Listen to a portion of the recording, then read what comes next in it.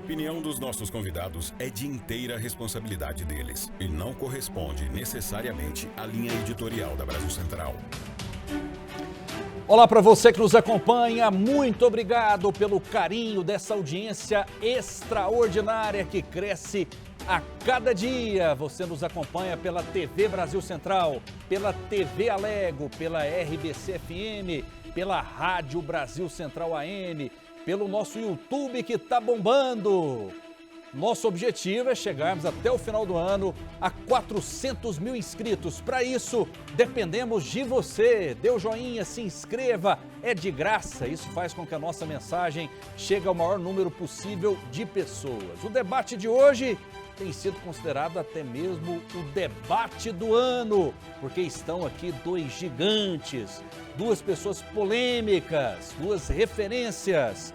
Conosco, ele que volta ao programa, Gustavo Gayer, é deputado federal pelo PL. Tudo bem? Seja bem-vindo.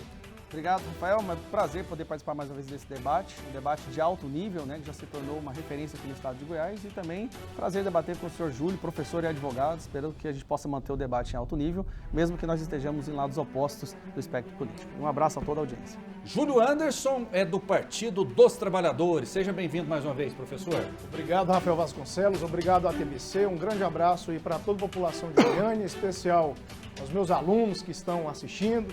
Cumprimentar também o deputado Gustavo Gayer, e espero e eu tenho certeza que será de altíssimo nível, como Vossa Excelência mesmo se referiu.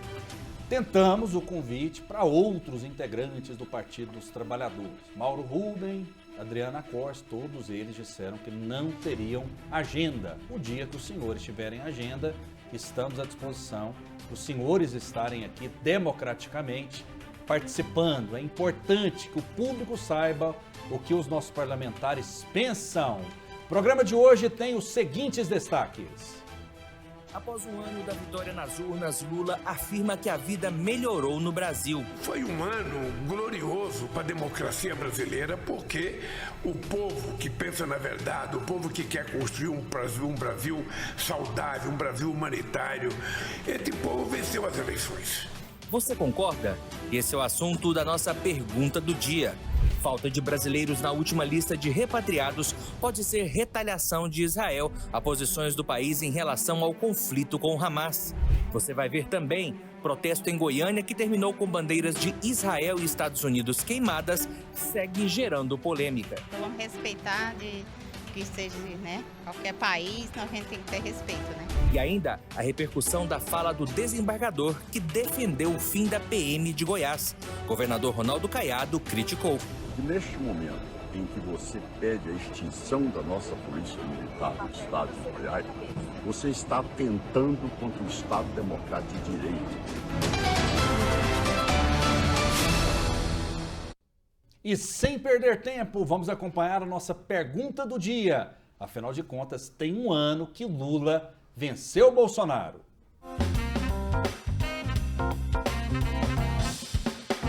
Em 30 de outubro do ano passado, Lula venceu Jair Bolsonaro no segundo turno das eleições em uma disputa acirrada pela presidência da República. Um ano depois, Lula comemorou nas redes sociais, classificando a data como a vitória da democracia nas urnas. Ele destacou a retomada de programas sociais que foram criados durante suas primeiras gestões à frente do Palácio do Planalto e afirmou que a vida melhorou. Foi um ano glorioso para a democracia brasileira, porque o povo que pensa na verdade, o povo que quer construir um Brasil saudável, um Brasil humanitário, um Brasil que as pessoas vivam felizes, que construam, sabe, a sua família com a maior delicadeza, com o maior respeito, esse povo venceu as eleições. Em sua mais recente visita à Goiânia, o ex-presidente Jair Bolsonaro criticou o governo Lula. Durante a entrevista coletiva, ele destacou algumas pautas que ganharam força este ano e que não tinham peso no Supremo Tribunal Federal durante seu governo. O segundo turno foi dia 30 de outubro. Dia 31 de outubro, abriu-se as portas do inferno. No próprio dia 31, decisão monocrática, senador, que vocês estão tratando disso lá agora, relativizou-se a propriedade privada. Logo depois veio a discussão da maconha, aborto e o marco temporal.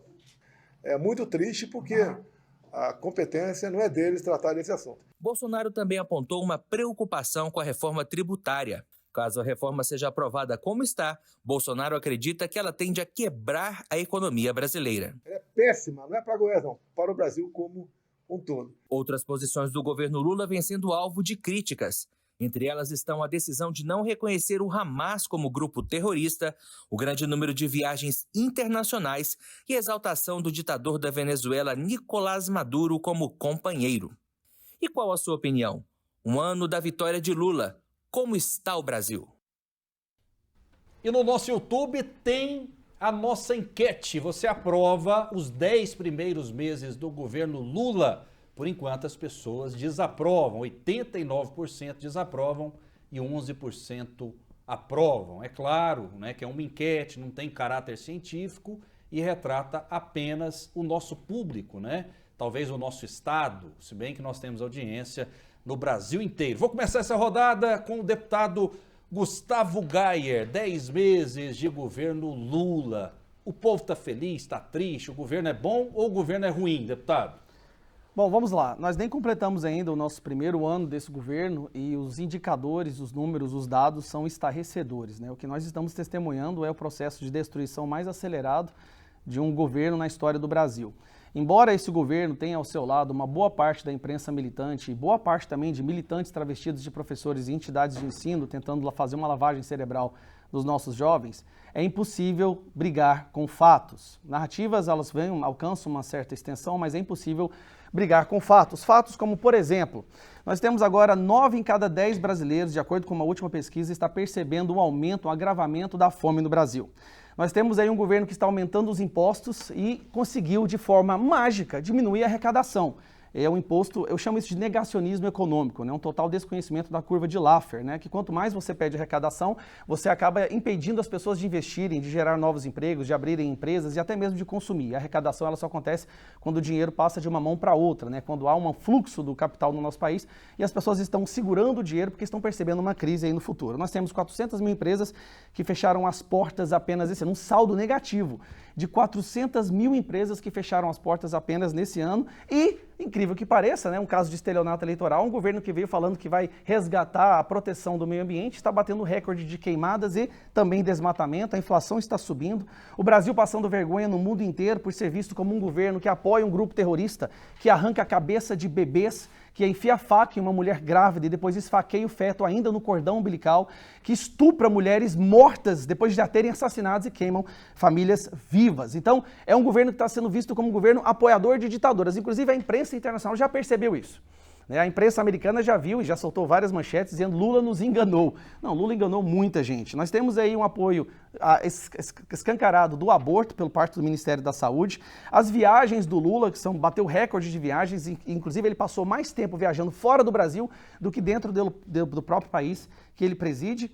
Nós temos aí pessoas que foram retiradas do Bolsa Família, estão passando uma situação desesperadora, principalmente no Nordeste, onde apenas um estado do Nordeste tem menos pessoas no Bolsa Família do que em carteira de trabalho. Então é uma região que precisa muito do Bolsa Família, que inclusive durante o governo Bolsonaro foi criado o auxílio emergencial de R$600, depois Auxílio Brasil, e o Lula apenas mudou o nome, mas retirou milhares de pessoas, milhões de pessoas do Bolsa Família. Então nós temos o rombo fiscal, que é outro recorde também, nós já estamos em 93 bilhões de reais em rombo, que é um governo que está gastando mais do que arrecada, e quem vai pagar isso, que fique bem claro, somos nós, através de mais impostos que são gerados. Você que costumava fazer suas compras na internet de empresas asiáticas e agora está pagando às vezes 100% de impostos, é justamente para sustentar esse governo que não sabe o que faz, né, que está totalmente perdido.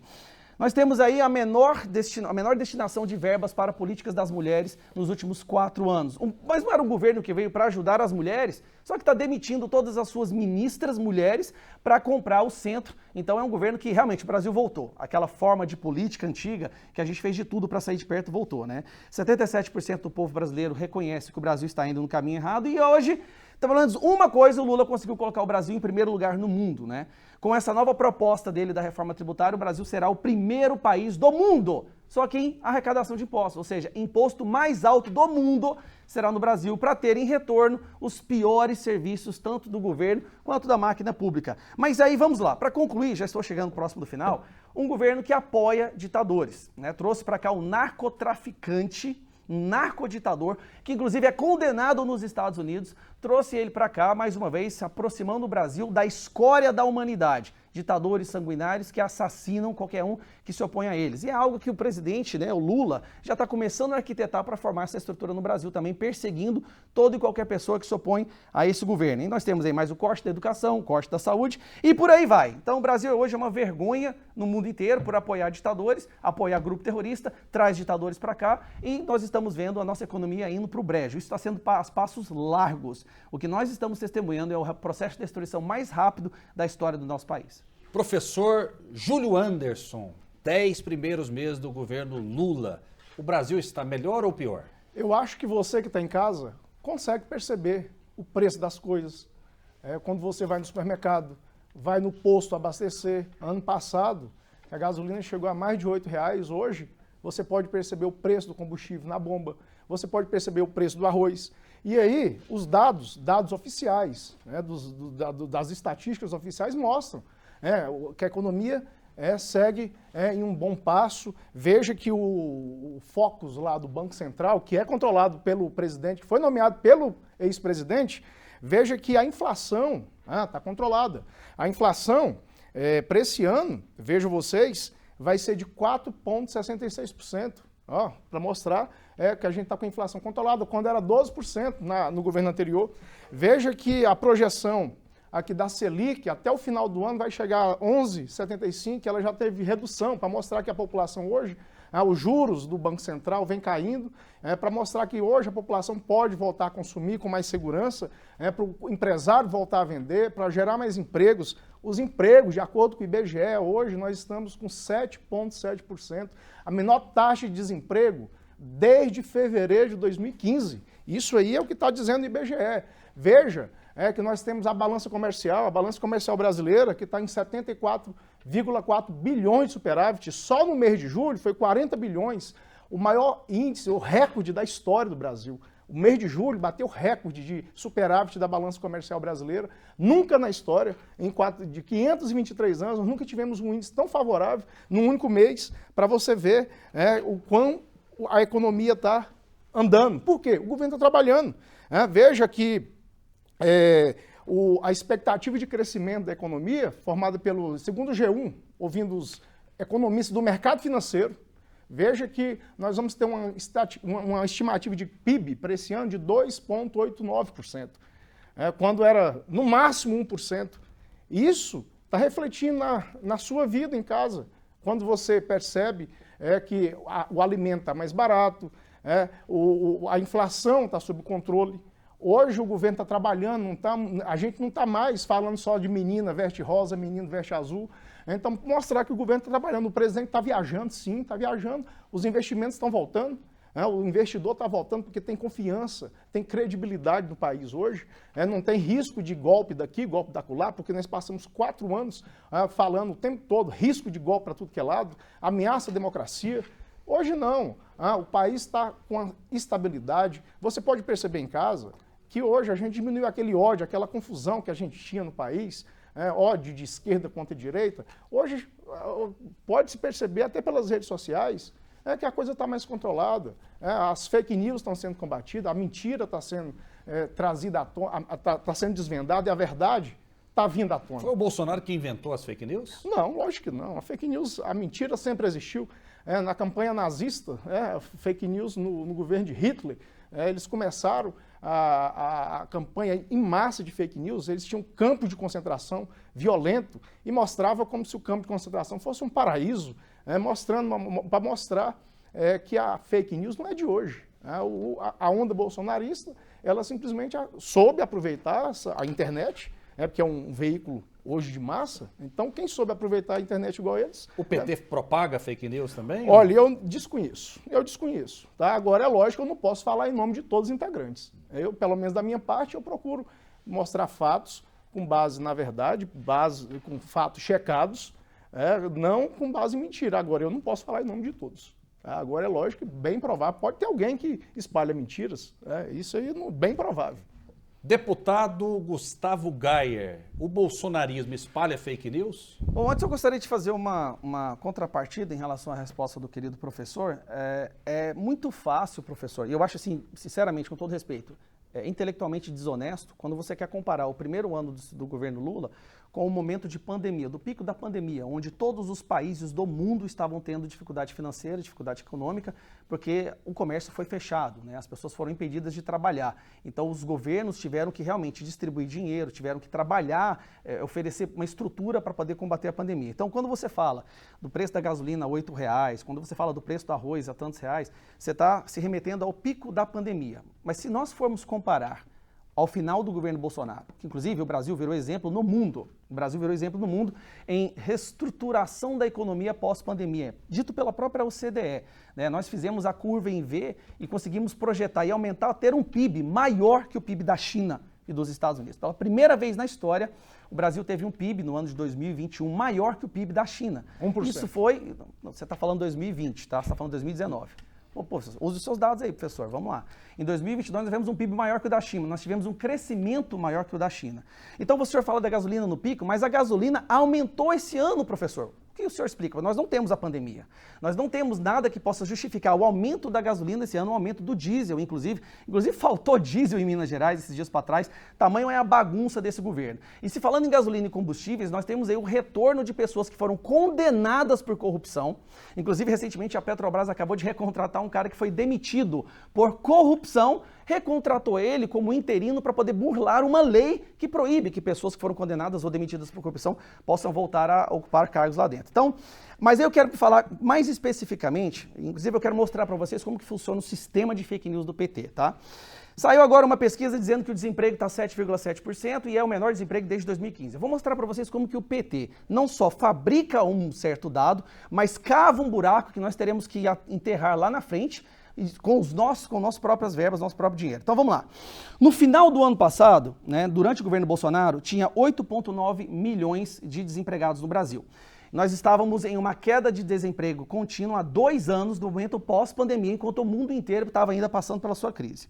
Hoje, nós temos 8,3 milhões de desempregados no Brasil. Isso está na mesma matéria que o senhor acabou de citar, só que está no corpo da matéria, não apenas na manchete. Então, quem quiser ver, está lá na matéria da Veja, inclusive. Só que aí vem um detalhe que chamou a atenção. Como é que funciona isso? Espera aí, como é que nós estamos gerando emprego, sendo que todo lugar que você vai, você percebe isso, você está vendo diminuição do caixa das empresas de 30% a 40%, você está vendo a maior evasão de divisas que o Brasil já viu, 36%, uma outra coisa que o senhor disse que não é verídica, houve uma queda de investimento internacional de 36%, a maior queda de investimento que o Brasil já viu. Todo mundo sabe, isso aqui é uma coisa que é de bom senso, qualquer pessoa minimamente esclarecida está vendo o Brasil indo em direção ao abismo e ainda acelerando a velocidade. Mas voltando à questão do desemprego, professor, se de 8,9%, hoje nós estamos de 8,3%, sendo que o desemprego aumentou no meio desse ano, tá? E começou a cair recentemente. De onde veio essa queda do desemprego? Eu te explico. A máquina pública começou a contratar. 685 mil empregos foram criados pela máquina pública, pelo governo. Então, para você entender, não é que a iniciativa privada está otimista com o mercado, está contratando, treinando, expandindo, abrindo novas filiais, não. O que está acontecendo é esse governo que está aumentando os impostos, destruindo a nossa saúde da economia, a nossa estabilidade econômica, está contratando mais pessoas, aquele famoso cabide de emprego, contratar os seus militantes, contratar ali o seu pessoal da facção criminosa, para poder gerar um número falso, que na verdade esse número é um alerta vermelho. É um aumento de gastos da máquina pública, só que a imprensa apresenta isso para os senhores como se fosse algo positivo, mas não é. É um buraco que está sendo cavado logo na frente, que nós cairemos de forma precipitada. E para concluir aqui agora, a questão do superávit que teve esse ano, que foi o maior, foi. Esse superávit, sabe de onde veio? Não veio da indústria, não veio do serviço. Veio quase que na sua totalidade do agronegócio. E o agronegócio, existe um período onde você investe, o período da coleta. Esse superávit de hoje é o que foi plantado, é o que foi trabalhado, é o trabalhador rural que agora está sofrendo nas mãos do MST, nas mãos dessa facção criminosa que lá no ano passado plantou e fez o possível para poder, esse ano, produzir. Então, esse ano nós estamos colhendo a gordura e os benefícios do governo anterior. Só que se prepare, O agro está indo embora, a agropecuária, as pessoas que trabalham no campo estão com medo desse governo. Por quê? Porque o MST, um grupo terrorista apoiado por esse governo, voltou a atacar, voltou a invadir propriedade privada, com ainda o apoio de parte da imprensa e da nossa Suprema Corte. Então o agro está pegando tudo que eles têm, despejando no mercado e estão pegando o seu dinheiro e colocando para fora do Brasil. O que nós vamos vivenciar no ano que vem, se prepare, vai ser a maior crise que o Brasil já viu. Guarde essa frase que eu estou dizendo agora para usar no ano que vem e falando, ó, o Gustavo estava certo. Vai ser a maior crise que o Brasil já viu. Ninguém está investindo no Brasil, ninguém está abrindo novas empresas, as pessoas estão pegando seu dinheiro e colocando fora do país. E para concluir na sua fala sobre a questão do nazismo, realmente, nazismo é um problema. Principalmente quando você tem um governo que apoia um grupo terrorista que quer exterminar os judeus. Preste atenção na imbecilidade coletiva que se apoderou do ideário imaginário popular. Hoje, nós temos um governo que odeia o povo judeu, que apoia um grupo terrorista que quer matar os judeus, mas os nazistas é quem ajuda, é quem se preocupa com o povo judaico, é quem se preocupa com Israel. Olha o nível da inversão.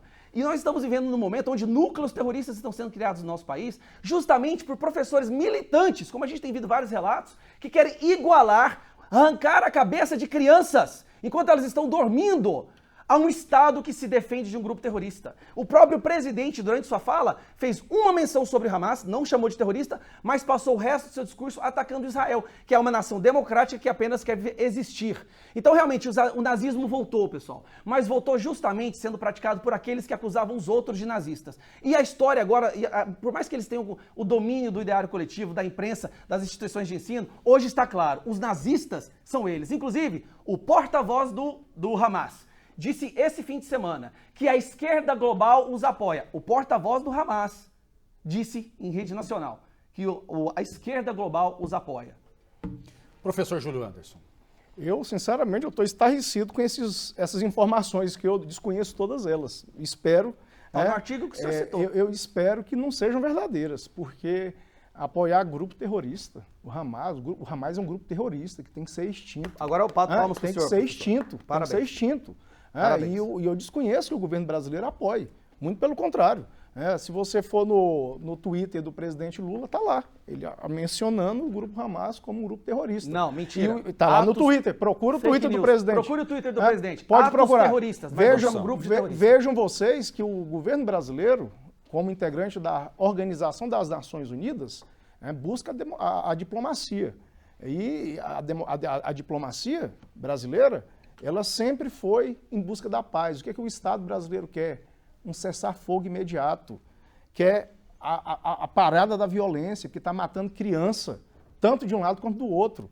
O que a gente tem assistido no Oriente Médio, na faixa de Gaza, na Palestina, é um massacre, um genocídio de todos os lados. E essa confusão não é de direita nem de esquerda, não tem mais a ver com religião. A questão lá hoje é geopolítica, é território, é economia. Infelizmente, crianças estão morrendo, pessoas inocentes estão morrendo. E o governo brasileiro jamais vai compactuar com qualquer grupo terrorista. Dá para colocar no mesmo balaio, na sua visão, Israel e o Hamas, ou são coisas totalmente diferentes? Não, são diferentes, é evidente. Aí tem que entender um pouco de história. Tem que entender um pouco de história. Se você volta no tempo e estuda a história da região, você vai ver. O Hamas é um grupo terrorista. Que está atacando pessoas. O que Israel tem que fazer? O senhor é um dos poucos do Partido dos Trabalhadores que diz com todas as letras... terrorista, claro que é. Claro que é. Eu não tenho dúvidas. Parabéns. Eu não tenho dúvidas. Agora, o que Israel tem que fazer? Israel tem uma das maiores inteligências militares do planeta, junto com os Estados Unidos, com o Reino Unido. O que Israel tem que fazer? É combater esse grupo, e não só Israel, o mundo inteiro. O mundo inteiro tem que se unir, como uniu contra a Al-Qaeda, contra os grupos terroristas do Oriente Médio. O mundo inteiro tem que se unir contra esse grupo. Agora, o que não pode acontecer é um genocídio. Infelizmente, a gente tem visto que o governo de Israel, na guerra, tem utilizado de instrumentos para fazer um genocídio contra a população palestina, que não é o Hamas. Professor, deixa eu intervir aqui rapidinho, depois eu já te devolvo a palavra. Sim. Para o senhor continuar seu raciocínio, porque a gente tem uma matéria aqui, porque na semana passada nós mostramos manifestantes que queimaram as bandeiras de Israel e dos Estados Unidos com a presença do deputado do seu partido, Mauro Rubem. durante um protesto realizado na capital, Goiânia. O evento contou com a presença, como eu disse aqui, do deputado estadual Mauro Rubem, do Partido dos Trabalhadores. Andressa Calassi mostra para a gente as avaliações de um advogado sobre quais crimes foram cometidos e também da população sobre essa atitude. Vamos acompanhar. Cerca de 400 pessoas se reuniram na Praça Universitária em Goiânia, onde se manifestaram a favor da Palestina. Mas gritos de apoio ao grupo terrorista Hamas foram registrados. O caso ganhou repercussão negativa nas redes sociais. A manifestação contou com a presença do deputado estadual Mauro Rubem, do PT, que publicou o conteúdo do movimento nas redes sociais. Mas depois da polêmica entre os parlamentares da Assembleia Legislativa de Goiás, Mauro Rubem apagou o vídeo. Pelo amor de Deus, gente. Quanto tempo a gente vai ter que passar tendo que dar espaço para quem defende terrorista? E essas mesmas pessoas que ali estavam, eu já vi subir na tribuna aqui e defender o Hamas como um grupo de resistência e atacar Israel. Já pedi o pessoal do meu gabinete, do meu jurídico, para tentar nomear todos que ali estavam. Serão denunciados, inclusive um deputado dessa casa, o deputado Mauro Rubem. O principal motivo do debate sobre a manifestação aqui em Goiânia foi o registro da queima das bandeiras de Israel e Estados Unidos. Confira. A queima da bandeira é um ato de resistência da Palestina! Viva a heróica resistência do povo palestino! Além da desaprovação por parte de alguns parlamentares, o ato também é discutido dentro da lei. Não há ainda uma lei que tipifique ou que torne crime essa conduta. Agora, o que pode acontecer é ser enquadrado na lei, no crime de xenofobia, né? Que é em relação a esse preconceito, essa discriminação proveniente de pessoas que vieram de fora ou até mesmo do estrangeiro. O advogado criminalista ainda explica a possibilidade do deputado envolvido na manifestação ser responsabilizado. Ele pode ser enquadrado administrativamente, aí vai depender da casa, por falta de decoro parlamentar, porque envolveu a Assembleia Legislativa de uma forma direta ou indireta. As penalidades também podem ser solicitadas pelos países representados nas bandeiras. Pode caracterizar, no caso aí, né, um crime de difamação em relação aos países. E a nossa equipe foi às ruas saber o que a população pensa sobre o assunto. Foi um ato criminoso? Eu acho que sim. Nada pode fazer. Porque a guerra está lá, vai queimar as bandeiras dos outros países, para quê? Para quê? Para resolver o quê, né? Eu acho que não deveria ter feito isso. Não vai mudar muita coisa queimar as bandeiras. Mas você concorda ou não em queimar a bandeira de outro país? Não concordo. Pra gente que é brasileiro, a gente não concorda com isso não, entendeu? É crime, é errado, com certeza. Nós queremos paz, né? Respeito. E viver a vida, né? Eu acho que vandalismo jamais. Eu creio que sim, que eu acho que tem que ter respeito. Vamos respeitar de que seja, né? Qualquer país, a gente tem que ter respeito, né? Não gostaria de fazer isso com o Brasil, né? Vamos lá, a gente vai precisar acelerar, que são muitos assuntos. Rapidão. Júlio Anderson, um minutinho na sua visão. Foi um erro da esquerda, do deputado Mauro Rubem, que estava presente. Inclusive, na nota, ele disse o seguinte: não julgo quem fez. Ou seja, ele teria lavado as mãos, como Pilatos fez também. Qual a sua visão sobre essa queima das bandeiras? Absolutamente infeliz o ato de queimar a bandeira. O Estado brasileiro sempre se pautou com as boas relações. O Brasil tem uma excelente relação com os Estados Unidos. O segundo maior parceiro comercial do Brasil é os Estados Unidos. Tem uma excelente relação com o Estado de Israel e, se depender da atual política do governo, vai continuar. Agora, é lamentável queimar uma bandeira de outro país, especialmente um país amigo. Dois países que são importantes para as relações comerciais brasileiras, como Israel, como os Estados Unidos. O Estado brasileiro não compactua com esse tipo de coisa. E eu, particularmente, acho abominável queimar a bandeira de qualquer país que seja. O Brasil, precisa manter as suas relações internacionais com todos os países, com todos, absolutamente todos os países, uma boa relação. Por quê? Quanto mais países nós tivermos uma boa relação, a gente compra mais, a gente vende mais, a gente tem possibilidade de comprar mais barato, a gente exporta mais, gera mais empregos aqui, independente da coloração partidária ou ideológica do que o país tiver. Israel, um importante país, um país com alta tecnologia, os Estados Unidos da mesma forma, a gente tem sempre que manter boas relações. O Estado brasileiro não compactua com queima de bandeira, de país algum. Deputado Gustavo Gayer. Rafael, professor, o senhor disse agora que é uma abominação queimar bandeiras de qualquer país, e eu concordo. Inclusive, parabenizo o senhor por ter se posicionado de uma forma correta, chamando o Hamas de um grupo terrorista. O senhor é o primeiro membro do PT que teve a coragem de fazer isso, então por isso eu lhe dou os parabéns. Mas e quanto a queimar a bandeira do próprio país? Algo que a gente sempre viu a esquerda fazendo. Eu vou chegar na bandeira de Israel, mas eu quero mostrar para vocês que esse ódio predomina as ações, o ideário, a política e o estilo de vida dessas pessoas. Inclusive o próprio presidente do Brasil, durante o discurso na campanha do ano passado, brincou com isso. Olha, eu sei que vocês gostam, vão queimar a bandeira do Brasil. Ele fomenta, ele apoia, ele incentiva queimar a bandeira do próprio país no qual ele é presidente. Mas vamos agora de novo voltar para a guerra. Para a guerra não, né? Para esses ataques terroristas lá na faixa de Gaza.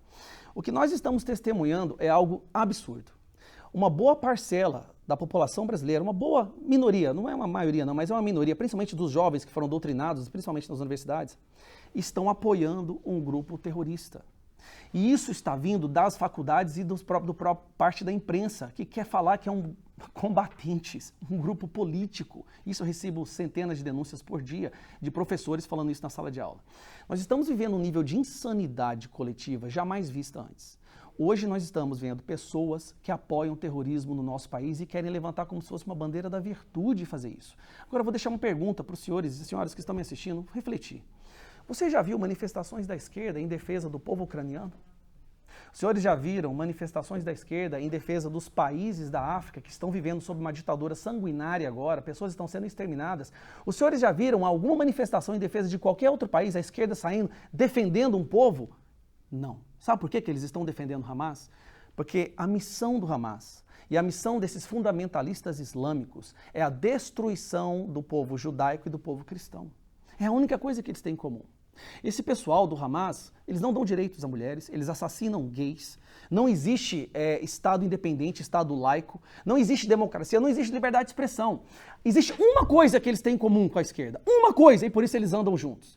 O ódio ao povo cristão e ao povo judaico. O que eles têm em comum é justamente essa congruência do nazismo. O que os senhores assistiram ali a queimar uma bandeira de Israel em praça pública é nazismo puro. Não há nada, nenhuma ação que possa ser considerada mais nazista do que essa. Mas o amor voltou, né, professor?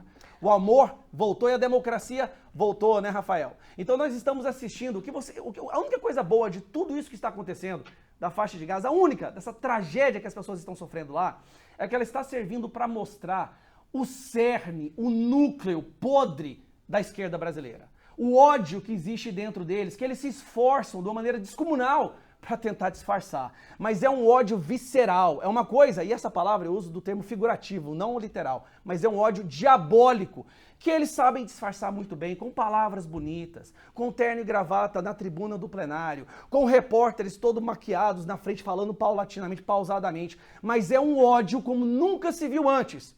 E digo mais uma vez, a situação no Brasil está tão invertida, que hoje, defender o povo judeu virou nazismo para esse pessoal. E o deputado Amaury Ribeiro, né, que tem vários embates ali com o deputado Mauro Rubem, disse que vai entrar com representações contra o deputado por ele ter estado presente na queima das bandeiras. Vamos acompanhar o que o deputado disse.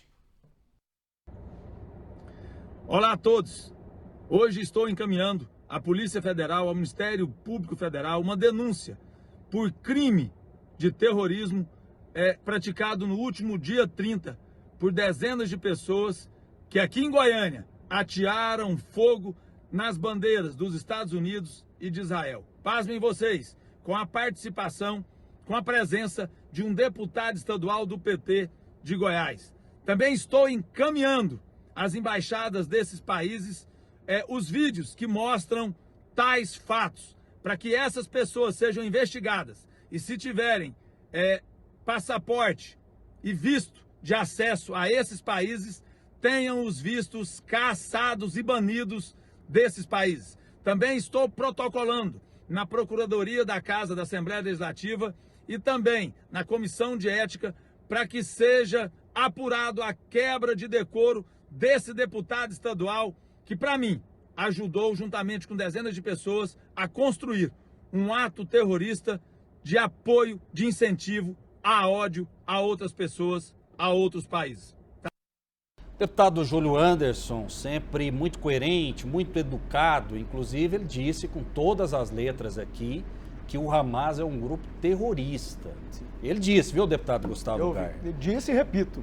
Disse e repete. Repito. No caso do deputado Mauro Rubem, ele precisaria se posicionar também, porque eu vejo aqui assustado essa queima de bandeiras. Né? Olha, o que eu conheço do deputado Mauro Rubem, ele já posicionou nas redes sociais dele contra o Hamas. O que está acontecendo? As pessoas interpretam, distorcem o que o deputado explica para poder ganhar popularidade junto ao eleitorado. Mas o que acontece é que o deputado ele tem criticado que as ações de Israel contra o povo palestino, que não tem nada a ver com um grupo terrorista que está lá na Palestina, que é esse grupo Hamas, que tem que ser combatido, que tem que ser exterminado.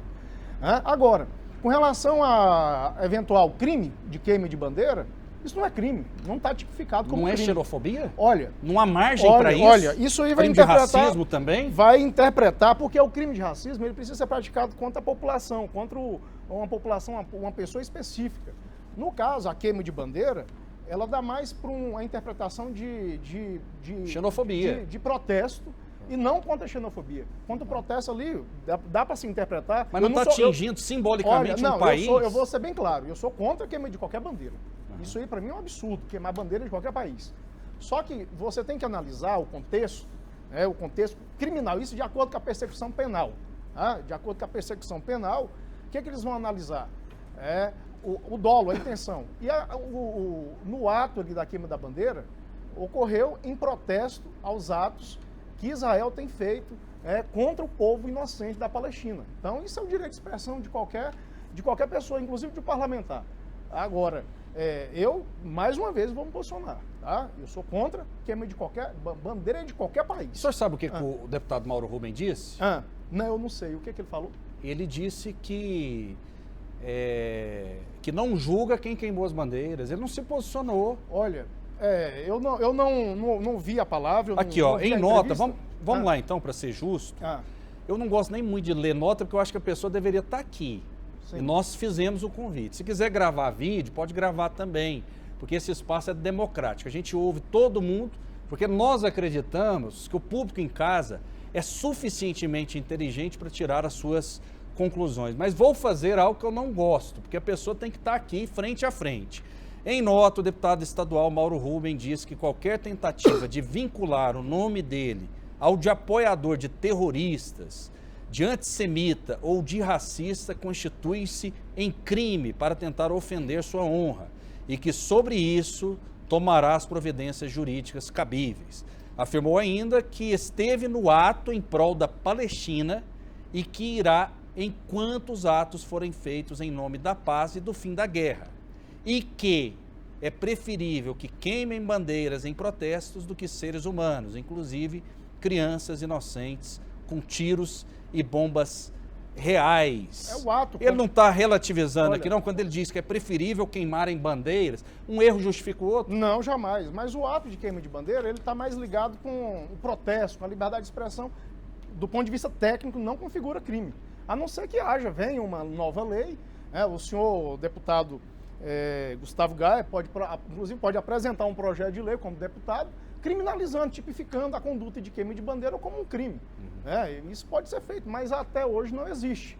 Então, a palavra crime não existe nesse ato. Agora, é lógico que isso repercute mal, isso não é bom para as relações. Gera violência, inclusive. Gera. Eu não discordo, gera problemas diplomáticos com os países, afeta a relação, isso não é bom.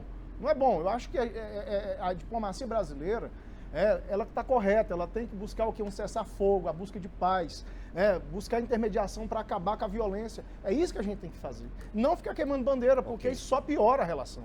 Deputado Gustavo Gayer. Olha, com todo respeito, professor, mas se queimar a bandeira de uma nação não for xenofobia, então eu não sei o que é. O senhor, por acaso, conhece aquela bandeira LGBT do arco-íris? Conheço. Faço um Inclusive defendo. Então faça um desafio, senhor. Vá em algum lugar de Goiânia, para numa praça e filme o senhor queimando uma bandeira LGBT. Queime uma bandeira LGBT, o senhor vai preso. Sua vida vai ser destruída, sua vida vai ser destruída completamente. Mas a bandeira LGBT, ela é sagrada, ela não se pode mexer. Agora, a bandeira de um país, de uma nação que foi a mais perseguida na história da humanidade, que quase foram dizimadas pelo nazismo e vários outros impérios ao longo da história, tudo bem, é liberdade de expressão. Mas sabe o que você não viu ali nessas imagens? Eu vi a bandeira dos Estados Unidos, eu vi a bandeira de Israel sendo queimada, dos Estados Unidos sendo queimada. O que eu não vi foi a bandeira do grupo terrorista sendo queimada. Porque se eles são contra violência, se aquela manifestação é uma manifestação a favor da paz e para cessar fogo, não só não tinha uma bandeira do Hamas sendo queimada, como aos fundos podíamos escutar muitas pessoas celebrando o Hamas. Esse domingo, um grupo de esquerda foi para as ruas na Avenida Paulista e eles tiveram a capacidade de compor uma música, um hino de homenagem ao Hamas. E cantaram, sabe aqueles hinos que se cantam nos estádios durante o jogo de futebol? Fizeram um hino para o Hamas e cantaram como se fosse a coisa mais normal do mundo.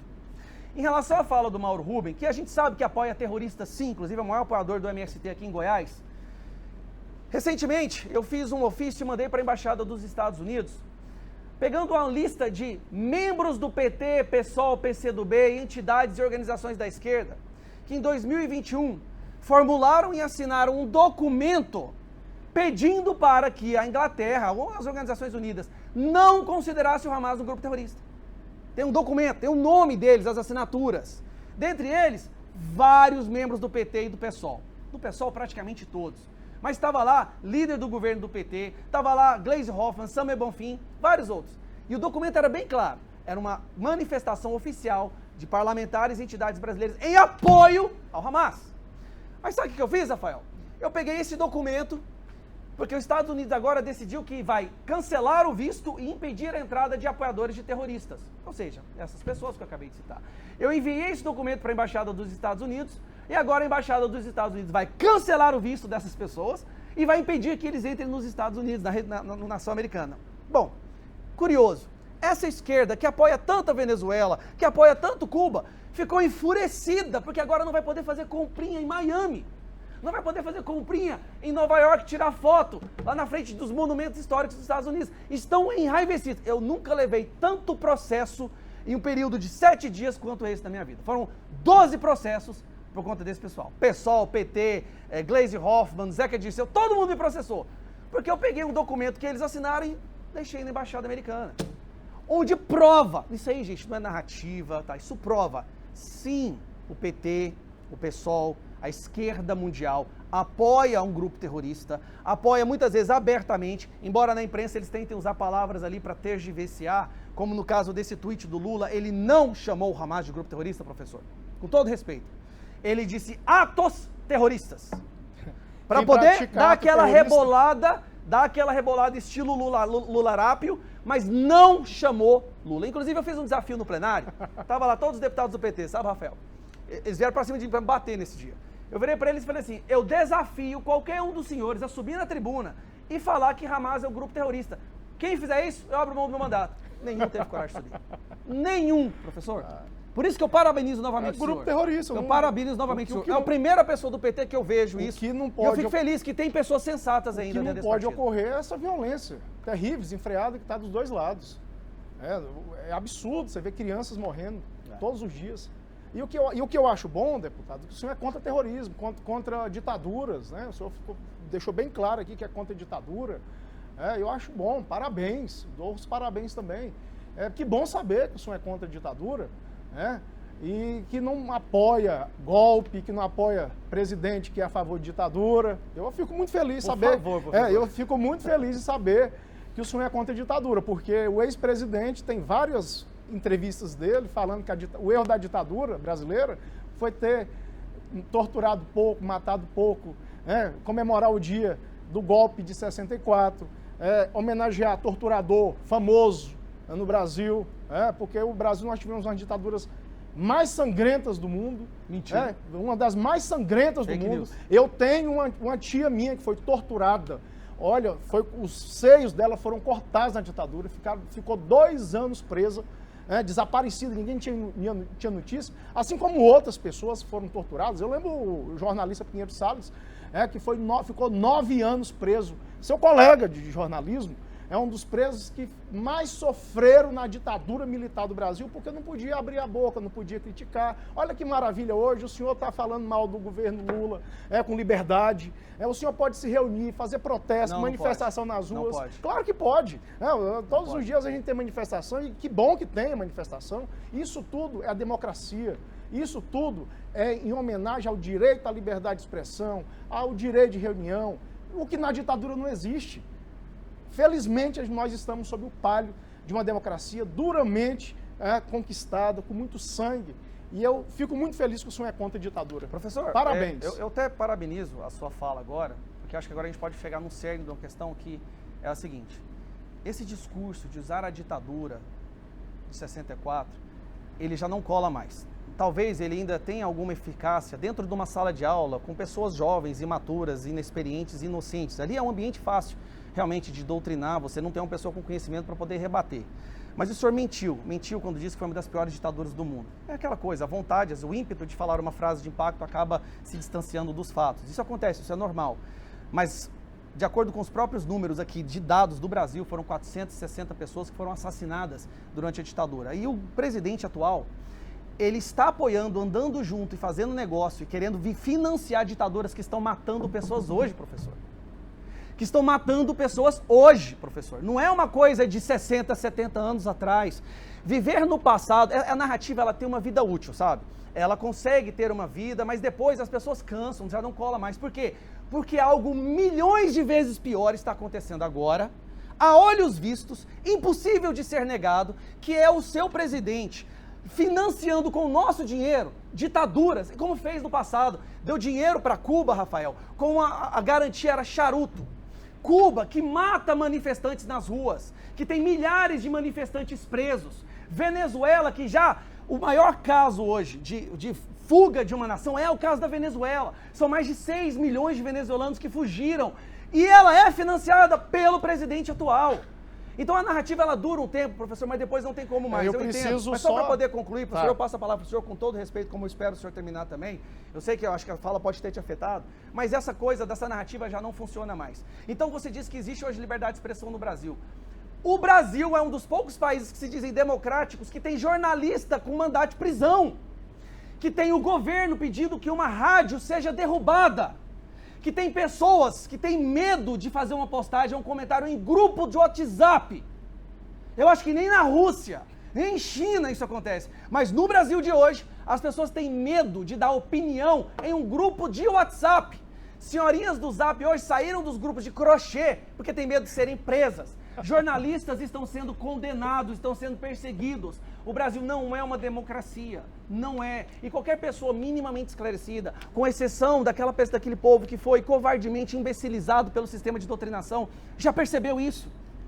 Já percebeu isso? Nada ficou tão claro, nunca ficou tão claro o viés ditatorial, sanguinário e terrorista. Então usar uma coisa que aconteceu há 70, 60 anos atrás, enquanto nós temos um governo que é incapaz de chamar um grupo que arranca a cabeça de criança de terrorista, é intelectualmente desonesto, professor. Então vamos tentar assim, vamos nos manter aos fatos. Cuidado com o ímpeto de usar uma frase de efeito, professor. É muito bom, porque o senhor falou que o Brasil financia ditaduras, né, como Cuba, Venezuela. É importante esclarecer o que aconteceu. Nós temos empresas brasileiras, tínhamos uma das empresas maiores do mundo na área de construção civil, que era a Odebrecht. É preciso esclarecer isso para corrigir essa desinformação. E nós temos um Banco Nacional de Desenvolvimento que existe para financiar as empresas brasileiras. E esse banco existe exatamente para quê? Fomentar as empresas. E aí o que acontece? Nós temos algumas empresas como a Odebrecht que vai no banco, pega o dinheiro emprestado e vai fazer suas obras. E aí a Odebrecht, por exemplo, fez o aeroporto em Miami, construiu estradas nos Estados Unidos, construiu infraestrutura em vários países da África, construiu um porto em Cuba e construiu também obras lá na Venezuela. E aí, por conta dessas construções, quem está devendo é a Odebrecht, não é o Estado brasileiro. O Estado brasileiro não entregou um centavo sequer para qualquer país. E aí fala-se que o Brasil está dando dinheiro para esses países. Então é só para informar como foi a operação. A operação foi dessa forma. O Estado brasileiro não entrega dinheiro diretamente para país nenhum. Tá? Vamos lá, professor, então. Vamos registrar houve uma mentira aqui que precisa ser corrigida. Professor, eu li os contratos, os acordos de financiamento foram feitos diretamente com os países. Inclusive, Cuba usou como garantia de boa parte desse dinheiro charutos. Dos países que o senhor acabou de mencionar, os únicos que deram calote foram as ditaduras que o Brasil faz questão de mencionar. Então não é verdade que quem deve dinheiro é a Odebrecht, até porque o PT fez questão de liberar novamente a Odebrecht para poder voltar a estar elegível, né, ou apta para receber dinheiro. Por quê? Porque o sistema de corrupção voltou.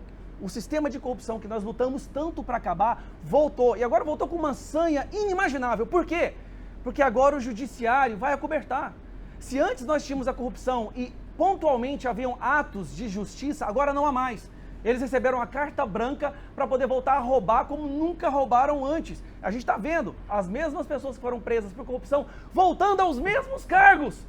Pessoas que devolveram dinheiro roubado. Gente, eles devolveram. Olha, eu roubei, desculpa, toma aqui 5 milhões, toma aqui 10 milhões. Posso pegar meu cargo de novo? Pode? Vai lá, vai trabalhar. Okay, vamos lá. Então, é assim, os países estão devendo para o Brasil até hoje e mesmo assim o governo PT quer voltar a dever dinheiro. Deixa eu registrar participações aqui, eu vou tomar cuidado com filtro, porque debate político envolve paixão e eu vou evitar os adjetivos aqui. Obviamente, Humberto, eu peço para vocês, poder de síntese que vocês dois têm, eu tenho que pará-los de vez em quando, porque vocês são máquinas de informação. Gustavo, explica o que é nazismo e o porquê vocês da direita atacam tantas pessoas fazendo fake news. Humberto faz esse questionamento para você. Eu adoro essa pergunta, porque toda vez que eu pergunto para qualquer pessoa que chama outro de nazista, eles não sabem explicar o que é nazismo. Ah, nazismo é qualquer um que discorda de mim ou qualquer pessoa que eu não goste. Nazismo é um sistema de governo ditatorial que quer controlar o mercado, que controla a vida das pessoas, que tira totalmente as suas liberdades, mas tem um cunho no nazismo que predomina, que é o ódio ao judeu. O cunho do nazismo, inclusive, o fato dele ter ficado tão conhecido no mundo e sendo relembrado em todo o debate político, é porque eles criaram um sistema de dizimar uma nação inteira, conhecido como o Holocausto. Eles queriam acabar com o povo judeu.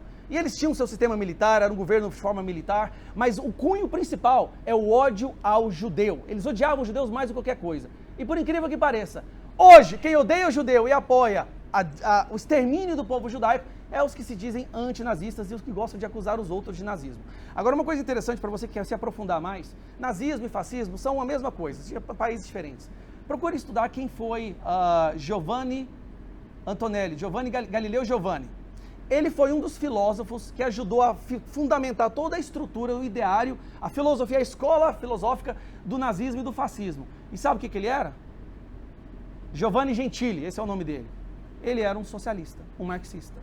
A cabeça, o mentor da estrutura governamental nazista-fascista era um marxista socialista que percebeu que você tinha que colocar ali um fator de nação, de ideário de nação, para poder alcançar o objetivo final. E que deveria acontecer em fases. Primeiro, controle total da máquina pública, controle total da iniciativa privada, das empresas, do meio de produção, e a partir daí, o controle absoluto de uma nação sem direito algum. Vamos lá, vamos registrando aqui. O Oliveira, do Jardim Nova Esperança, diz o seguinte: como pode pessoas defender isso que está acontecendo no Brasil? Avisa para o moço da lacração, deve ser o professor Júlio Anderson. Ele não é muito de lacrar, não. Não, pelo contexto aqui, nós brasileiros aprendemos a definir quem são os que prejudicam o Brasil. Gustavo, me manda, se possível, como entrar em contato com você. Existe então era o senhor mesmo, professor. Existe algum canal aí para as pessoas entrarem em contato com Vossa Excelência? Sim, nas minhas redes sociais tem um link onde você pode entrar em contato com os meus assessores, com as pessoas que estão me ajudando nessa luta, né, exaustiva, e a gente pode te ouvir. Você pode clicar no link, acho que tem o WhatsApp, tem também o DM no Instagram, que a gente está sempre buscando, a gente está sempre olhando o que está acontecendo lá para poder agir. Ok, vamos lá. Rafael, parabéns pelo seu programa. Favor falar para o senhor deputado Gustavo Gayer, que tem os votos da minha família, para prefeito também. Enfim, acho que a gente pode falar isso na televisão, né? Você é pré-candidata? Sou pré-candidata a prefeito de Goiânia, sim. Estamos aí, nessa luta. Mais uma briga. Vamos lá, e a TBC pretende fazer debates com os prefeitáveis, né? A Andressa já está olhando ali, já pode fazer convite para o deputado Gustavo Gayer. O presidente Reginaldo Júnior até tem um projeto para a gente fazer esses programas com os prefeitáveis. Então, Adriana Costa está convidado, Vanderlan está convidado. Eu gostaria muito Bruno de debater Peixoto os está candidatos, convidado, mas não vem, né? todos eles. E a gente pode até fazer pré-debate sobre isso. Eu acho que é fundamental para que a pessoa em casa possa conhecer em detalhes quem são os nossos candidatos. Adriana Corsi tem o maior respeito, a senhora está convidada para participar aqui conosco. Já fizemos vários convites e o espaço está aberto. Os bolsonaristas pintaram a bandeira nacional de preto. Vocês estão preocupados com a bandeira de Israel? Pastor Divino fazendo esse questionamento. Mais participações, o João Português. Ah não, Rafael, procura... Ele critica aqui a presença do deputado Gustavo Gayer no programa. Faz parte da democracia. Não xingou, você foi educado e tirou o xingamento aí, né? Imagina se João nós Português. tivéssemos só uma vertente, que graça que teria, o país não avançaria, a gente avança... Como acontece em qualquer país comunista. A gente avança exatamente pela oposição, né? As oposições de ideias. Imagina se na Idade Média não tivesse falado que a Terra é redonda, a gente estaria até hoje. Com a Terra plana. Aliás, tem muitos que falam que a Terra é plana hoje, hein? Pesquisa do mês passado, 77% das pessoas que votaram em Lula acreditam que a Terra é plana. 77%. Não, desculpa, 23% é o oposto. E que votaram no Bolsonaro, 15%. Eu acho muito difícil. Qual que é essa pesquisa? Eu vou pegar a tela aqui. Muito difícil o PT achar que a professor, Terra é plana. Professor, com todo respeito, uma pesquisa saiu, foi publicada, inclusive, acho que no Brasil Sem Medo, e eu fiz questão de gravar um vídeo sobre isso. Tem 7% a mais de eleitores do Lula que acreditam que a Terra é plana do que eleitores do Bolsonaro. Joga no Google para não ficar essa coisa. Então sou obrigado a perguntar para vocês. Pesquisa Terra plana, Lula, Bolsonaro. Joga no Google que você vai ver. Vamos lá então, a Terra é plana ou é redonda? Gustavo Gayer. A Terra tem um formato de geóide, tá? Tem 40 mil quilômetros do Equador, ela gira a 1.800 quilômetros por hora na linha do Equador, em torno do Sol, 360. Então, aí que está a questão. Repetir algo não quer dizer sabedoria. O que eu gosto não é de repetir alguma frase que eu ouvi a esmo, eu gosto de entender o que acontece. Então eu gosto de entender que a Terra é um formato de um geóide, que ela não é perfeitamente plana, tá? Ela é oval, inclusive por motivo da aceleração que faz com que mais volume se acumule na região do Equador, e é por isso que os lançamentos de foguetes são feitos na região do Equador, porque você é mais fácil de combater a força da gravidade daquela posição. Então, aqui eu sei que a Terra é plana, que a Terra é redonda, eu sei que todos os fatores sobre a Terra são redonda. Agora pergunta para o esquerdista, a Terra é plana ou redonda? Redonda. Como que você sabe disso? Professor Júlio Anderson, a Terra é plana ou é redonda? Olha, eu não sou nenhum cientista, mas pelo que os cientistas já demonstraram, o homem ter ido à Lua, toda a convergência... Tem gente que não acredita como foi a Lua. Para mim, a Terra é plana. Só sabia perdão. A Terra é redonda. Plana ou é redonda? Redonda. Não sei descrever as dimensões exatas, mas... Tem muita gente que acredita. Redondo incute num formato esférico perfeito. A Terra não tem um formato esférico perfeito. Você falou de forma muito científica. É um geóide. Como ela gira numa velocidade muito alta, mais volume se acumula na linha do Equador. Qual que é a denominação? Geóide. Geóide. Formato de geóide. Nunca ouvi falar sobre isso. A primeira vez, inclusive. Tem muita gente que acredita, muita gente da esquerda que eu já entrevistei, que já participou de debate comigo, nessa mesma distância que vocês estão, que diz com todas as letras que o Bolsonaro não recebeu a facada. O senhor acha que ele recebeu? Eu acho que Mas recebeu, tem muito mesmo. O ministro da Comunicação fala que foi uma fakeada. Infelizmente houve, eu acredito que houve, e que foi lamentável para a democracia. Como que um candidato a presidente da República e depois se torna presidente, leva uma facada? Isso é um absurdo. O Lula já colocou em xeque a facada do Bolsonaro. Olha, ele já colocou em xeque. Lula não é Deus para mim. Não vou comungar. Ele é Deus para muitos petistas, como o Bolsonaro é Deus para muitos direitistas. Lula não é nenhuma religião para mim. Lula não é dono da verdade, é um ser humano falível como qualquer outro. Agora, foi lamentável uma cena de violência contra um presidente da República, contra um então candidato a presidente da República. Isso é um atentado não só contra ele, mas contra a democracia como um todo. A gente tem que prezar pela vida dos nossos candidatos, pelos nossos parlamentares, pelos nossos dirigentes, porque faz parte da democracia. Viver na democracia É esse o preço que a gente paga. Ser governado por quem nós não gostamos e ser governado também por quem a gente elege, por quem a gente gosta. Ok. Não comungar do mesmo sentimento, do mesmo pensamento, não significa esfaquear aquele que não... Terrível, lamentável. Gustavo Gaia, vamos lá. Nós temos a nossa enquete aqui, a produção já está mandando. Você aprova os 10 primeiros meses do governo Lula?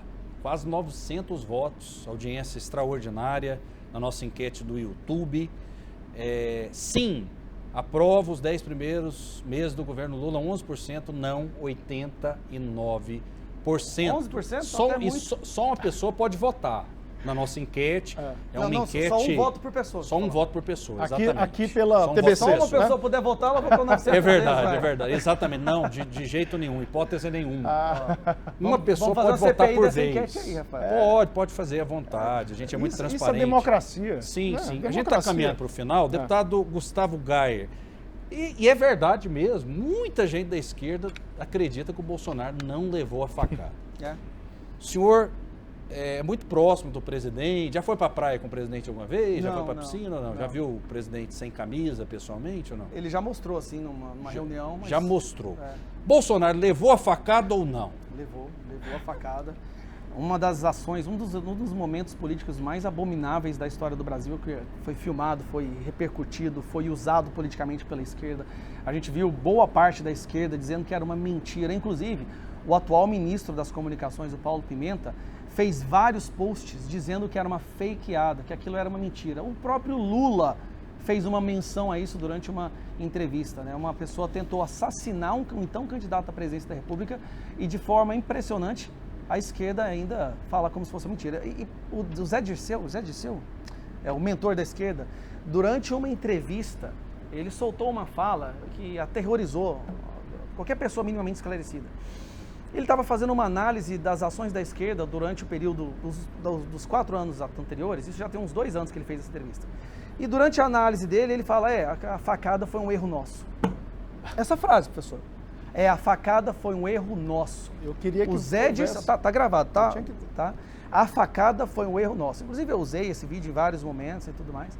Mas a imprensa imediatamente, ela se ativa de uma forma que nunca se viu, parece um enxame de abelhas. Ela se ativa, não, tá fora de contexto, ele não quis dizer isso. O senhor está generalizando. O senhor está fazendo fake news. Federal, o senhor está fazendo fake news, está fazendo fake news. Todo mundo da imprensa faz isso? Não, a imprensa militante, que é boa parte, Rafael, assim, infelizmente, eu já fui em faculdade. A TBC faz isso também? A TBC, ela tenta ser neutra, tanto é que você chama pessoas dos dois lados. E olha que interessante, nesse governo, professor, por chamar pessoas dos dois lados do espectro político para debater, a esquerda de Goiás entrou no Ministério Público Federal para fechar a TBC. Você sabia disso?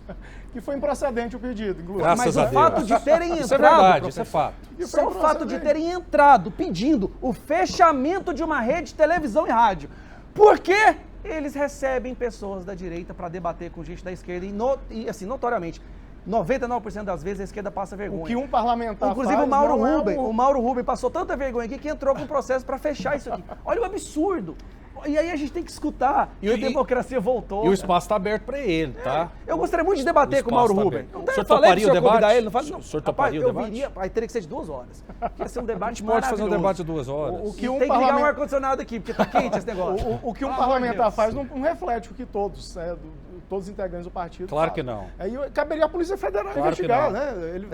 Ele deveria a Polícia Federal investigar. Não, verdade seja dita, o senhor tem um posicionamento que eu gostaria de ver de mais parlamentares. Deveria, o que deve fazer a Polícia Federal investigar, que se ele fala, nós erramos, ele deve estar envolvido. Foi um erro, ele deve estar envolvido. Se está envolvido, tem que ser apurado, a Polícia Federal tem que apurar, exatamente para me tirar desse balaio, porque eu não estou envolvido em facada.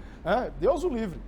Olha que loucura, olha que loucura, nós estamos com quase 2.000 pessoas simultâneas, então esse vídeo ele vai bombar, peço para que os senhores divulguem também, ajuda a divulgar. Aquela hora a gente estava com 849 votos, agora a gente já está com 1.247. Tá bombando. Você aprova os primeiros 10 meses do governo Lula? Continua 11% aprovam, 89% não aprovam. O professor Júlio Anderson está aqui praticamente toda semana, pelo menos de 15 em 15 dias. Professor? Eu queria fazer é um bom debatedor. Vamos debater mais vezes, professor? Eu queria fazer um compromisso. Isso é uma honra para mim. Não houve nenhum ad hominem em momento algum, isso é bom. De jeito nenhum. Isso é muito educado, parabéns. Obrigado. De jeito, sem dúvida, 2 debatedores muito educados. Bom seria se mais pessoas do PT fossem Se houver assim. a possibilidade... Só para complementar, eu sou contra o extremismo. O extremismo, seja ele de qual lado for, ele prejudica. A gente vê extremistas da esquerda, que eu não comungo, extremistas da ultradireita, que também causam um mal, um prejuízo terrível. O problema da suposta fake news da facada é porque o ex-presidente está envolvido com tanta mentira, é tanta mentira todos os dias, que o povo ficou com dúvida. Será que a facada também é uma mentira? Só que, evidentemente, lamentavelmente, houve a facada, não tem como discutir. O presidente parece que o ex-presidente até hoje parece que vem sofrendo aí as consequências, né?